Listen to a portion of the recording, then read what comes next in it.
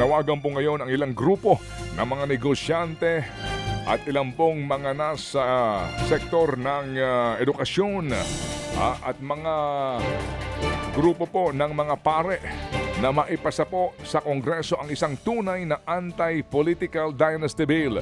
Sa inilabas pong pahayag na higit sa 30 mga business organizations at ilang pang grupo, sinabi nitong hindi sila kontento sa sinusulong na House Bill number 6771 ni na House Speaker Bo GD at Congressman Sandro Marcos. Hindi raw kasi nito tunay na malulutas ang problema sa mga political dynasty dahil papayagan pa rin sa panukala ang substitution at rotation sa kada pwesto ng mga magkakamag-anak. Ayon po sa mga business organizations, malaki ang epekto sa negosyo ng mga dinastiya dahil sila ang madalas na kumokontrol sa lokal na ekonomiya at negosyo sa kada bayan o lalawigan. Kaya panawagan nila sa publiko at sa Kongreso magpasa nga po ng anti-political dynasty bill para ito sa publiko naman sa tinatawag na pamamagitan po ng People's Initiative. Kung hindi nga daw po lulusot sa Kongreso ang totoong nakabimbing na anti-political dynasty law. Aminado naman ang Commission on Elections na kailangang lumusot sa butas ng karayom bago maipasa ang anumang anti-political dynasty bill sa Kongreso. Ayon kay COMELEC Chairman George Garcia, may mga komplikasyon o problema ang kada bersyon ng panukala sa Senado at Kamara. Kabilang dito ang hindi mapagkasunduan kung hanggang anong degree of consanguinity o level ng magkakadugo ang pagbabawalang tumakbo ng sabay-sabay. Kung papasa naman daw ang naturang panukala, dapat ding amyendahan ang Omnibus Election Code para mas maging epektibo ang isang anti-political dynasty law. Umaasa rin ang COMELEC na hindi ibibigay sa kanila ang trabaho na bumalangkas ng Implementing Rules and Regulation o IRR ng panukala. Hindi pwedeng si COMELEC ay mag-intrude o tumapak sa kapangyarihan mismo ng Kongreso na parang kami ang gumagawa ng batas. So sana po, ang sabi po natin, maliwanag na po sa batas para po kami ay kung paano na lang yung enforcement, yung administration. Yan po ang tinig ni COMELEC Chairman George Garcia sa panayam ng programang ito kahapon. Sa ibang balita po naman, ayaw pa rin po namang paawat ng Chinese Embassy sa pagbatikos nito sa ilang mga senador, partikular po yung mga nagsasabing bully ang China. Kabilang sa mga lumagda sa resolusyon na kumukondena sa China, si Senador Raffy Tulfo na gusto raw pong papalitan na ang Chinese Ambassador to the Philippines na si Jing Quan. Tinawag niyang balat sibuyas, insensitive at agresibo daw ang China.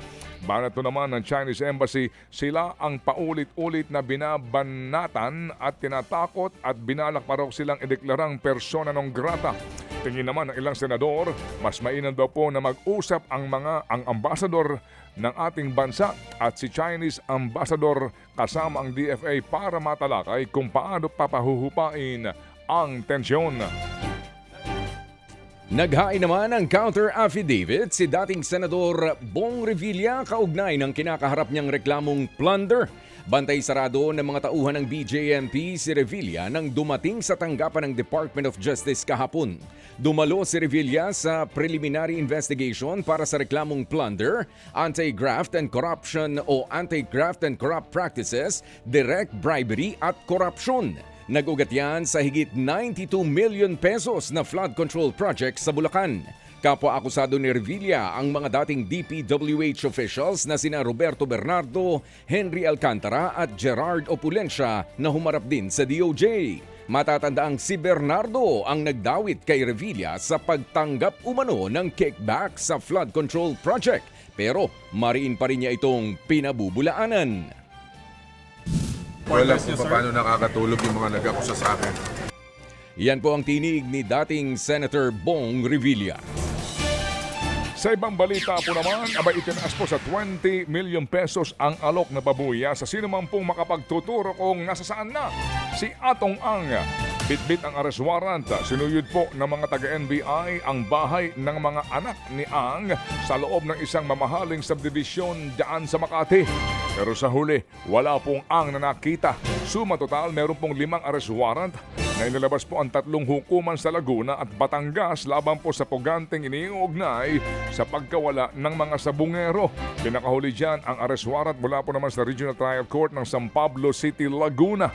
Naharap po si Ang sa mabigat pong kasong may kaugnayan sa kidnapping with homicide at kidnapping with serious illegal detention.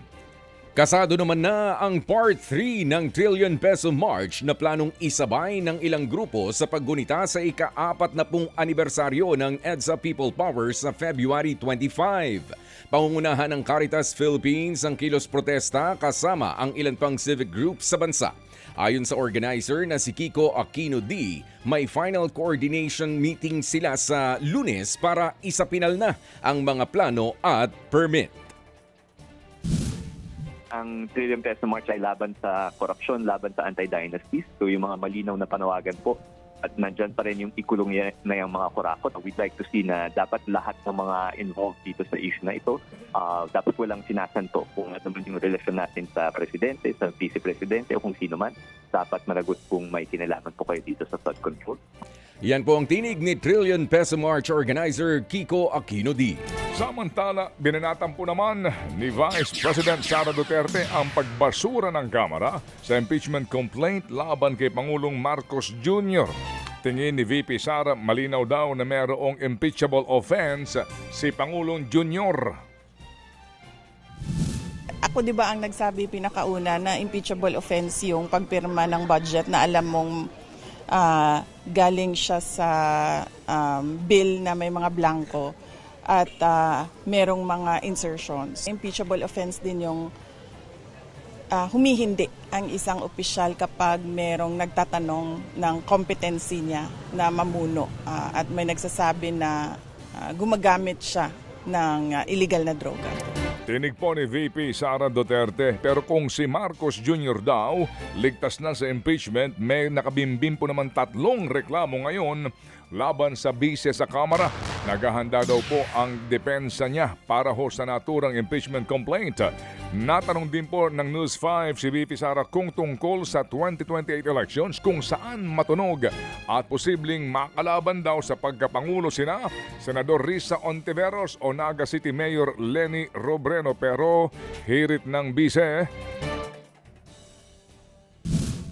Unang-una ang tanong, meron pa bang bayan, meron pa bang Pilipinas na pag-uusapan sa taong 2028? Lubog na tayo sa basura, sa baha, sa lahat ng economic indicators, kahit sa korupsyon, lubog na tayo. Mga kapatid, brothers and sisters, saan ka pa? Dito na tayo sa totoo. Dito na tayo sa True FM. Mga kapatid, mag-subscribe and follow po kayo sa social media accounts ng True Network PH. Yan po kami, hanapin nyo lang True Network PH, Facebook, Instagram, YouTube, TikTok, and podcast. Mapa Apple or Spotify man yan, mahahanap nyo kami. Lahat ng mga napapanood at napapakinggan nyo po sa programa, nasa social media accounts namin yan. So paano mga kapatid? See you sa social media!